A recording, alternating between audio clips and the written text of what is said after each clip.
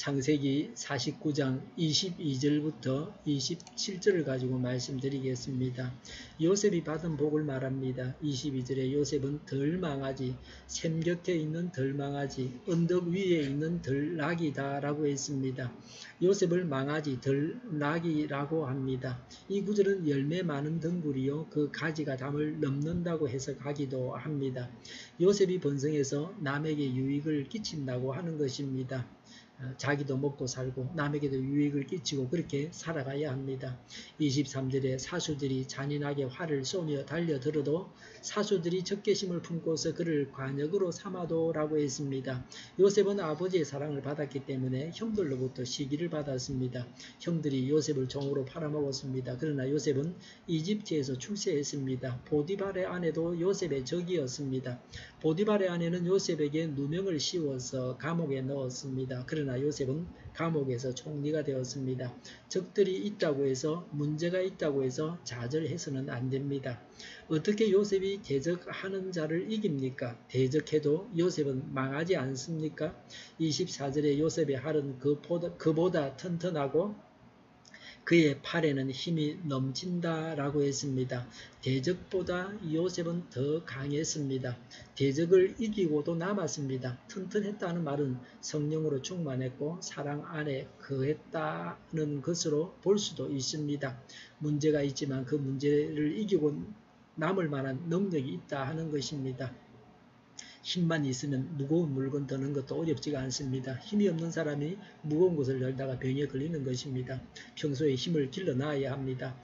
24절에 야곱이 섬기는 전능하신 분의 능력이 그와 함께 하시고 목자이신 이스라엘의 반석께서 그와 함께 계시고 25절에 너의 조상의 하나님이 너를 도우시고 전능하신 분께서 너에게 복을 베푸시기 때문이다 라고 했습니다.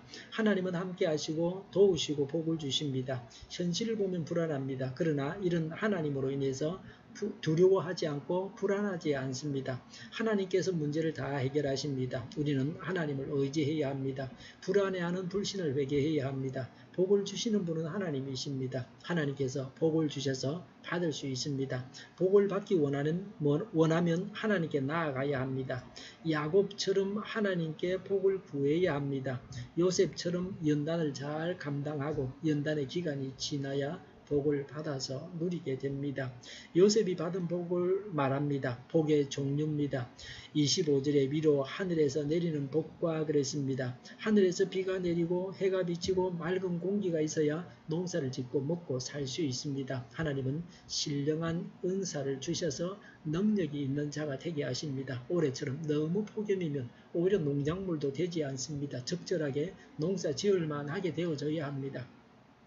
25절에 아래로 깊은 샘에서 솟아오르는 복과 그랬습니다. 지하수를 퍼올려서 농사를 지을 수가 있습니다. 요새는 해양 심층수로 먹는 물을 생산하기도 합니다. 바닷속에서 자원을 얻어올 수 있습니다. 그렇게 하고 있습니다. 25절에 젖가슴에서 흐르는 복과 그랬습니다. 옛날에는 젖이 나와야 아이를 죽이지 않고 살릴 수 있었습니다. 젖이 있어야 양육이 됩니다. 출산만큼이나 양육이 중요합니다. 교회에서도 전도와 양육이 다 중요합니다. 25절에 태에서 잉태되는 복을 베푸실 것이다 라고 했습니다. 출산을 해야 번성할 수 있습니다. 아무리 돈이 많아도 출산을 하지 못해서 자녀가 없으면 대를 이어서 번성하지 못합니다. 영적으로도 전도해서 새 생명을 낳아야 합니다. 우리나라는 태에서 잉태되는 복을 받아야 됩니다. 출산율이 저조하고 자꾸 인구가 줄어가고 있습니다. 이것을 해결하지 못하면 나라가 없어지게 됩니다. 요셉이 받은 복은 풍성합니다. 26절에 너희 아버지가 받은 복은 태고적 산맥이 받은 복보다 더 크며 영원한 언덕이 받은 풍성함보다 더 크다라고 했습니다. 우리도 하나님께서 주신 복을 헤아릴 수 있어야 합니다. 26절에 이 모든 복이 요셉에게로 돌아가며 형제들 가운데서 어뜸이 된 사람에게 돌아갈 것이다 라고 했습니다. 요셉은 모든 복을 다 받은 어뜸이라고 합니다. 요셉은 에브라임의 후손들이 번성하여 북왕국의 주된 지파가 됩니다. 이들은 북왕국이 망한 후에 예루살렘으로 돌아오지 않고 이방인 가운데 흩어집니다. 이방인은 그리스도 교회의 주축을 이룹니다. 그래서 요셉은 예수님을 믿어서 모든 복을 다 받은 자입니다. 예수님 안에 모든 것이 다 있습니다. 유다 지파는 바벨론 포로에서 예루살렘으로 돌아옵니다. 그러나 유대인은 아직도 그리스도를 거부하고 있습니다. 먼저 된 자가 나중되기도 합니다. 27절에 베냐민은 물어 뜯는 일이다. 아침에는 빼앗은 것을 삼키고 저녁에는 훔친 것을 나눌 것이다 라고 했습니다. 베냐민은 잘 싸우고 빼앗습니다. 바울은 베냐민 지파 사람입니다. 바울은 마귀와의 싸움에서 언제나 승리했습니다. 하나님의 영토를 확장시켰습니다. 영적인 전쟁에서 싸워서 승리하고 하나님 나라를 넓혀 나가야 합니다. 오늘도 영적인 전쟁에서 승리하고 하나님 나라를 넓혀 나가시기를 바랍니다.